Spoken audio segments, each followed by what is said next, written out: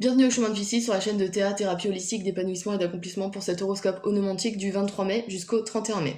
Alors, pour les nouveaux arrivants et les anciens, je vous explique, les cartes ici présentes sont déterminées grâce à des calculs purement astrologiques que j'ai mis en place. Numéro astrologique, pardon, voilà. Que j'ai mis en place, ce qui fait que c'est pas du tout une guidance intuitive entre guillemets, c'est vraiment des cartes qui sont liées à votre chemin de vie, d'accord ? Ensuite, je vous expliciterai les différents domaines de cartes, il n'y a pas de souci, durant le tirage.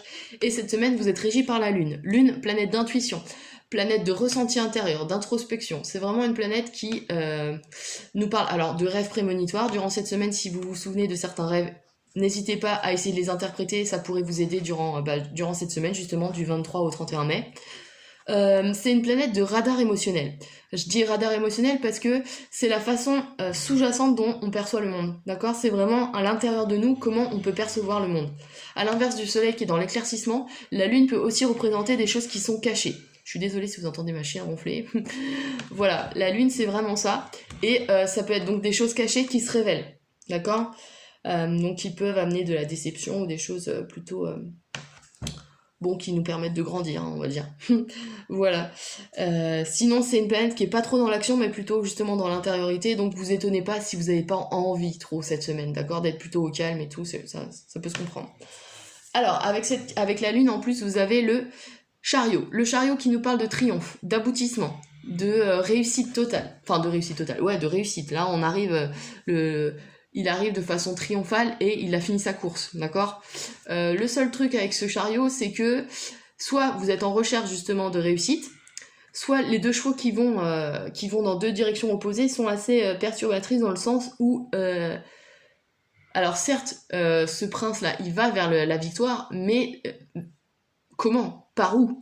Enfin voilà, il y a des choses qui sont pas encore très claires dans ce type de projet, entre guillemets, de réussite. C'est que là, elle est encore en construction, entre guillemets, cette réussite, d'accord ? Qu'est-ce qu'on peut dire ? On parle aussi de voyage et de mouvement avec cette carte. Il y a des choses qui changent le cours du destin, d'accord ? Il y a des opportunités qui peuvent se présenter et qui amèneront à cette réussite dont parle cette carte, en symbolisme absolu, d'accord ? Donc ça, c'est plutôt positif. N'oubliez pas que vous avez la lune, donc suivez votre intuition. Ensuite, dans le domaine intellectuel, on a le cavalier de denier. Alors, le cavalier de denier nous parle de quelqu'un qui déjà a réussi, donc matériellement parlant, socialement parlant, c'est bon. Et en fait, il n'est plus contraint par ses conditionnements matériels et financiers, donc il a décidé de s'ouvrir à de nouveaux horizons. Ici, on a, en premier niveau de lecture, quelqu'un qui peut apporter de nouveaux projets, ou qui a de nouveaux projets, ou de nouvelles idées, ou une super créativité, et qui, justement, va essayer de les mettre en œuvre et qui n'est plus restreint par des préoccupations matérielles, d'accord ? On a aussi quelqu'un qui... cette carte peut aussi parler de voyage. Là encore, on a des voyages, donc il peut y avoir des déplacements pour vous cette semaine. Hein. Sachant que la lune représente les voyages en bateau, donc pour certains d'entre vous, c'est possible, voyage sur la mer. Voilà... on a des voyages, on a ça, et on a aussi cette notion de quête. Parce qu'on a réussi quelque chose, on n'est plus astreint justement par les préoccupations purement matérialistes, entre guillemets, qu'on a tous. On peut s'ouvrir à de nouvelles choses, donc on essaye de savoir où est notre vraie place. C'est là, comme d'habitude, que je vous dis que la lune va vous aider, suivez votre voie intérieure. Mais c'est aussi un questionnement qui peut se présenter durant cette semaine pour vous, d'accord ? Ouais. Parce que le cavalier est en quête de quelque chose, d'accord, dans son symbolisme. Sachant que aussi, en symbolisme, le cavalier représente dans la durée, il représente quelque chose de rapide.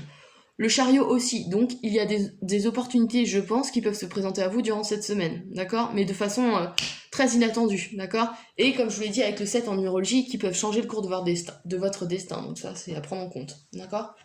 Ensuite, le domaine sentimental, on a le roi de coupe.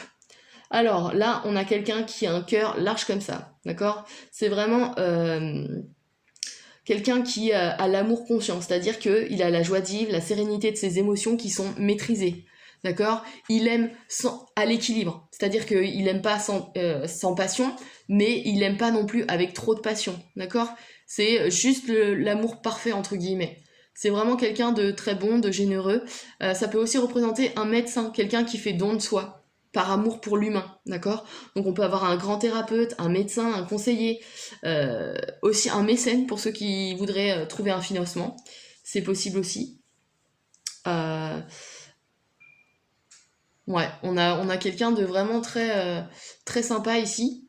Sachant qu'on est dans le domaine affectif, donc ça peut aussi bien être amical, familial que amoureux, d'accord? Euh, donc ça peut être soit une rencontre, ça c'est vous qui êtes porteur de cette énergie. Sachant qu'ici on essaye de trouver sa place, d'accord? Peut-être que vous avez envie de vous lancer dans le thérapeutique, c'est possible. Voilà, vous avez une nouvelle vocation qui vient de s'ouvrir à vous et vous y réfléchissez en tout cas. Ça c'est une des choses... parce que les sentiments c'est large aussi, ça peut être l'amour qu'on porte à son métier. Hein. Enfin à son métier ou à une activité qu'on aimerait exercer, enfin voilà. Des choses de plus larges que les liens affectifs avec un humain, entre guillemets. Voilà. Dans le domaine de la créativité, on a la dame de bâton. Alors ici, on parle d'intellect. Alors, on a aussi l'énergie sexuelle ici. Hein, donc, on peut parler de séduction, de sensualité, de passion. Donc là, il y a peut-être une rencontre voilà, avec quelqu'un de cet ordre-là qui est plutôt ouvert. Ouais. Qui est exubérant, séducteur, ouais, passionné. Quelqu'un qui peut vous charmer, hein, d'accord?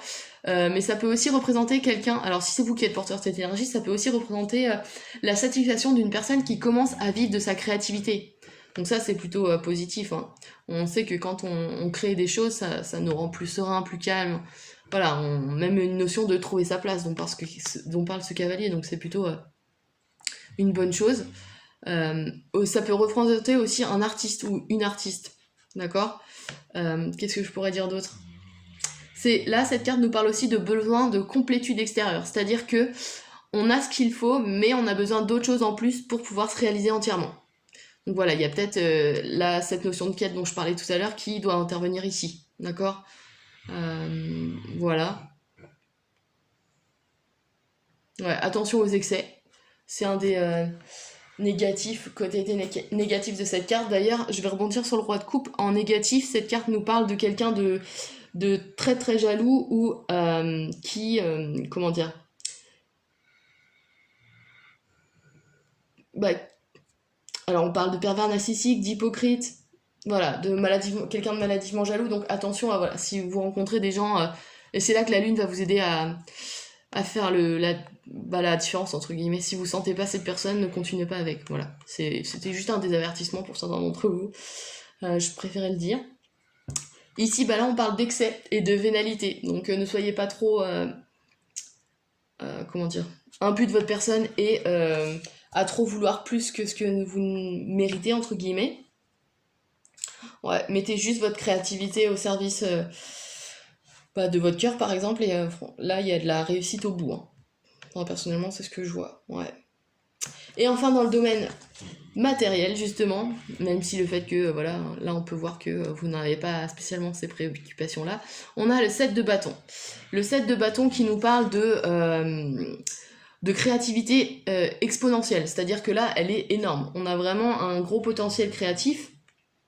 On a, comment dire, une réalisation artistique, ça c'est possible. C'est la réussite, le succès, créativité épanouie, d'accord? Au service de soi et des autres.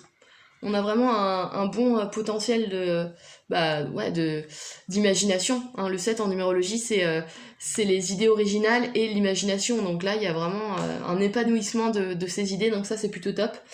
Ouais, on peut aussi avoir une notion de relation passionnée. Ouais. Je réfléchis parce que ça... Parce que là, on a un canal énergétique. Alors, la créativité et sexuelle est la même, c'est un peu la même chose dans le tarot. Donc là, on peut avoir soit une relation passionnée avec quelqu'un. Donc c'est peut-être ce roi de coupe dont on parle là. Ouais. Et c'est vous qui représentez cette femme passionnée avec la dame de bâton. Et on a cette relation donc à vous deux. Soit c'est le projet qui va se mettre en place juste après. Voilà, ce nouveau projet qui est en réflexion, il est peut-être ici. Donc voilà, il y a de grandes chances que ça puisse aboutir. Sachant que le 7 reste quand même dans la réflexion et l'analyse, il n'y a pas trop de... comment dire c'est encore en germe, d'accord? On attend justement cette germination qui doit faire que ça prend forme, ça naît, d'accord? Mais la réflexion est là, donc ça c'est plutôt pas mal. Attention à l'extrême, pousser à l'extrême, c'est une créativité qui peut être destructrice, donc attention à ça, mais sinon, voilà, il faut calmer le jeu et sortez en pleine nature, hein, le 7 en numérologie c'est la nature. D'autant plus que vous avez le chariot ici, donc voilà. Voilà, n'hésitez pas à liker, à partager et à vous abonner si ce n'est pas déjà fait pour cet horoscope donc du 23 au 31 mai. N'oubliez pas que je propose des accompagnements et des analyses sur mon site internet www.ta-accompagnement.com et je vous dis à la semaine prochaine pour l'horoscope du mois de juin.